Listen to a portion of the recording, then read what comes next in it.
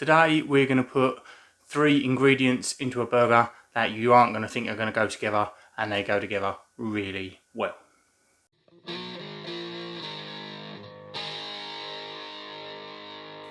Hi, welcome along to Barbecue Life, where great barbecue doesn't cost a fortune.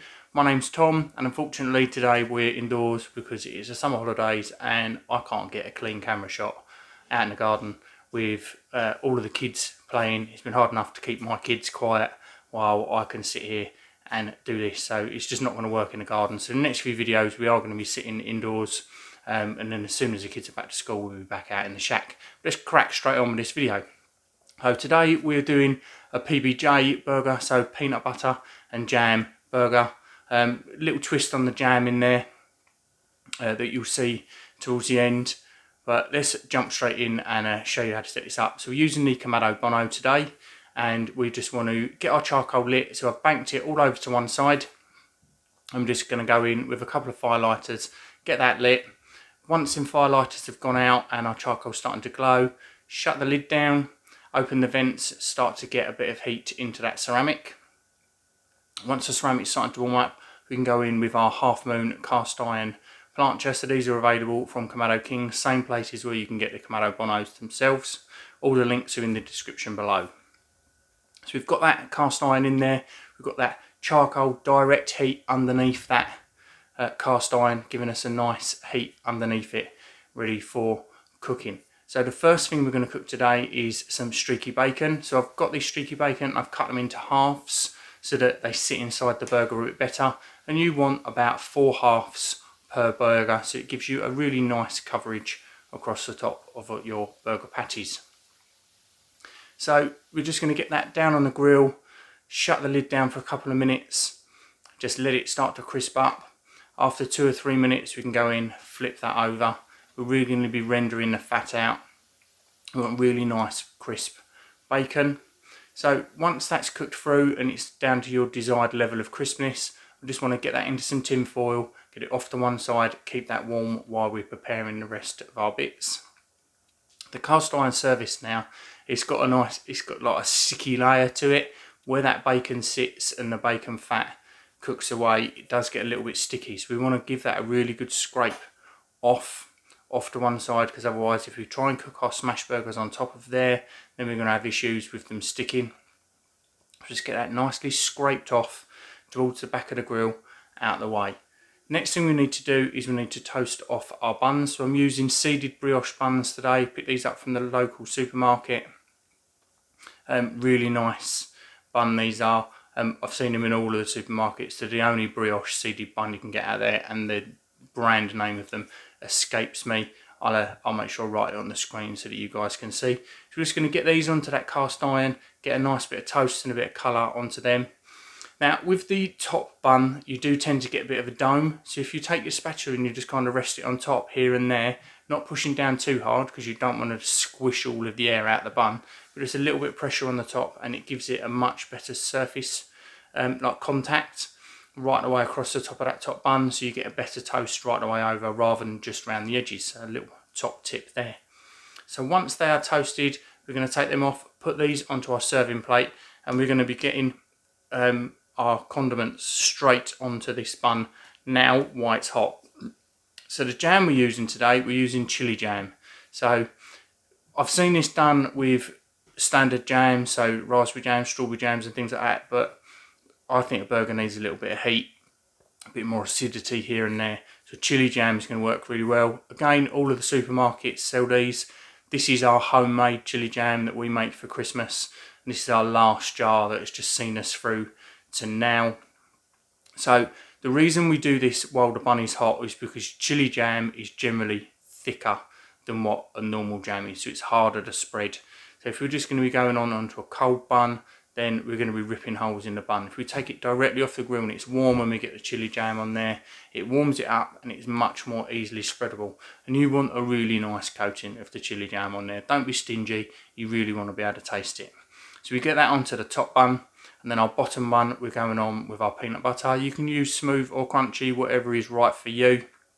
And we just want to get that onto the bottom bun, leave that on our plate because it is going to be 2 to 2.5 minutes before we are ready to be putting our burgers in here. So we've got 100 gram meatballs. So this is 80-20 mince. You need to make sure it's got a decent fat to meat ratio within mince for smash burgers. So 20% fat, 80% mince. It does tend to work out the cheapest mince in the supermarket as well, which in these times is always good. So we're just going to get these 100 gram meatballs, drop them onto the plancha, let them sit there for a few seconds before we smash them. We want to let that fat in the bottom really just start to warm up before we smash, and it does give you a better crust.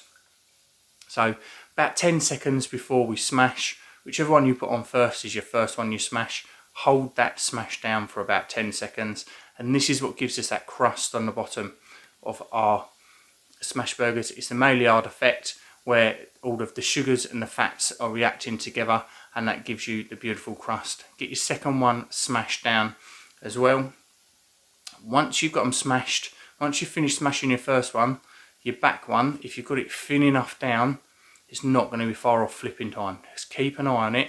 Once it starts to get a little bit lacy around the edges, breaking up slightly, and you can see the fat bubbling up through the middle, and you can see that it's a lot less pink and a lot more brown, nearly cooked through.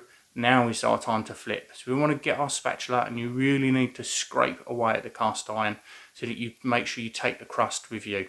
If you don't scrape down at that cast iron beforehand, you're going to leave the crust behind, and then there is no point in cooking a smash burger to begin with. So we scrape in, we're going to get that flipped, get them both flipped over, and then we're topping with cheese. We're going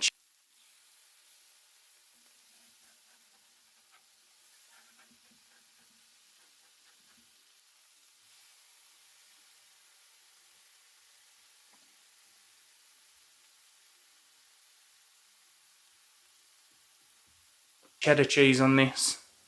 So we've got cheddar, we've got jam, we've got peanut butter. You wouldn't really think they're going to go together, but as I said at the beginning, they are going to work so well.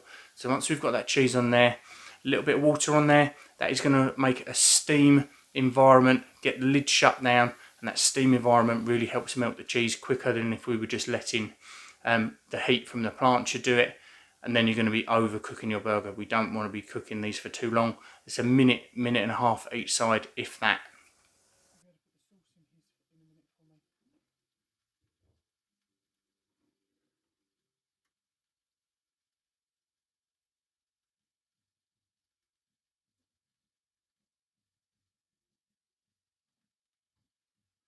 That steam melts our cheese. Once we've got our cheese melted, we can go in and we can start stacking up our burgers. So we're going to go our 2 patties down, and then our bacon on top of there, crown it off, and it's just amazing.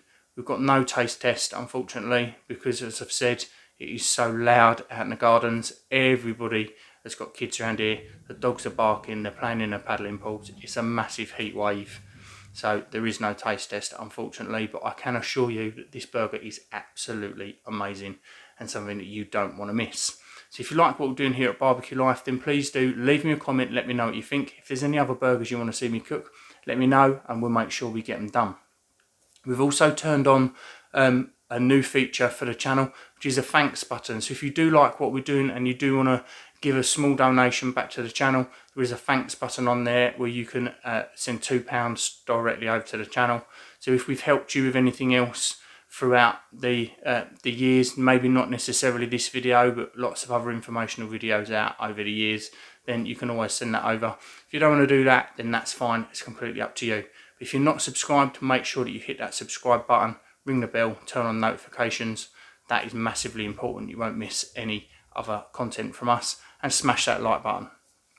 And thank you very much for watching. Cheers.